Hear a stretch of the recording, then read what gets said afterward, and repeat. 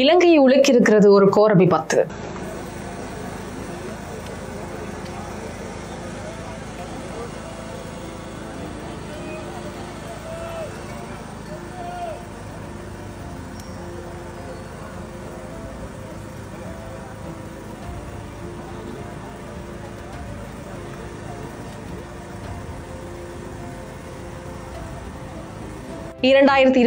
September 4 இரவு 9 மணி அளவில் எல்ல வெள்ளவாய பிரதான சாலையில் நிகழ்ந்தது இலங்கை வரலாற்றை அதிர வைத்த ஒரு விபத்து என்றே சொல்ல வேண்டும். அதில் 15 உயிர்கள் ஒரு கணத்திலே பறி போயிருக்கிறது. 30 பேர் கொண்ட பயணத்தில் 15 பேர் உயிரிழந்திருக்கிறார்கள். 500 மீட்டர் பள்ளத்தில் உருண்டு விழுந்த பேருந்தின் சத்தம் இன்னும் அந்த மலையின் காற்றில் ஒலித்துக் கொண்டே இருக்கிறது. தங்காலை மாநகர சபை ஊழியர்கள் சுற்றுலா பயணத்தை முடித்துவிட்டு வீடு திரும்பிக் கொண்டிருந்தார்கள்.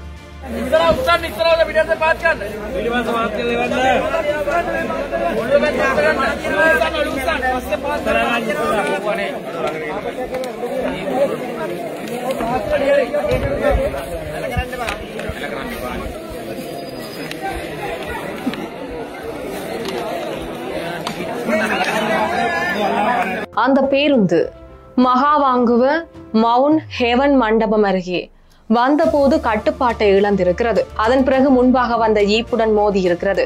சாலையின் அருகே இருந்த இரும்பு வேலியையும் உடைத்துக் கொண்டு பேருந்து நேராக பள்ளத்தில் பாய்ந்திருப்பதாக போலீசார் தெரிவித்திருக்கிறார்கள். 500 அடி பள்ளத்தில் விழுந்த அந்த கணம் எல்லை மீது ஒரு கரும் மேகம் சூழ்ந்தது என்றே சொல்ல வேண்டும்.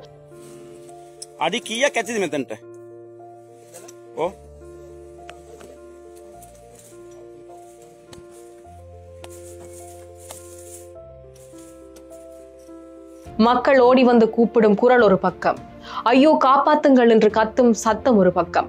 விபத்து நடந்தவுடன் காவல்துறை, அதிரடிப்படை, இராணுவம், உள்ளூர் வாசிகள் எல்லோரும் ஒன்று சேர்ந்து கீழிறங்கினார்கள். கயிறு கட்டிக்கொண்டு அந்த இருள் நிரம்பிய பள்ளத்தில் இறங்கினார்கள்.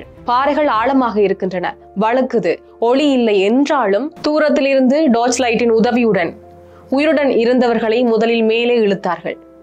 ஆனால் பலர் அங்கேயே உயிரிழந்திருந்தனர். மரணித்தவர்களின் உடல்களை தோளில் சுமந்து கொண்டு மேலே வந்த அந்த மனித நேயம்தான், அதுதான் இலங்கை மக்களின் உயிர் என்றே சொல்ல வேண்டும். அந்த விபத்தில் 9 பெண்களும் 6 ஆண்களும் உடனடியாக உயிரிழந்தார்கள்.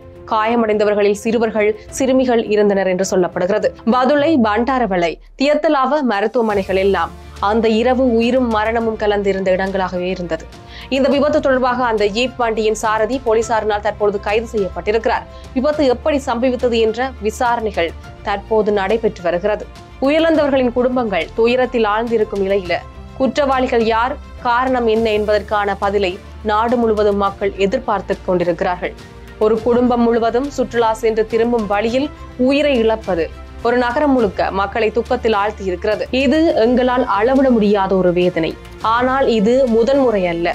சமீப காலத்தில் இடம்பெற்ற ஒரு மிக பெரும் பேருந்து விபத்து 2025 மே 11 கொத்மலை பகுதியில் நடந்தது.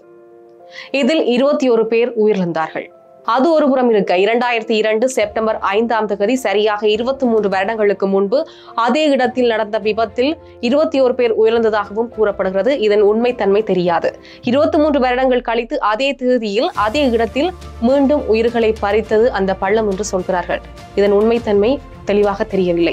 இது ஒரு விபத்து மட்டுமா அல்லது இயற்கை மீண்டும் எச்சரிக்கை விடுக்கிறதா என்ற கேள்வி எல்லாம் எழுந்திருக்கிறது. மீட்பு பணியில் பங்கேற்ற ஒருவர் சொல்லியிருக்கிறார், உடலை மேலே எடுக்க முடியாது போல இருந்தது, ஆனால் எங்களால் கைவிட முடியவில்லை. கல்லை நகர்த்தினோம், கயிற்றில் கட்டினோம், மேலே கொண்டு வந்தோம்.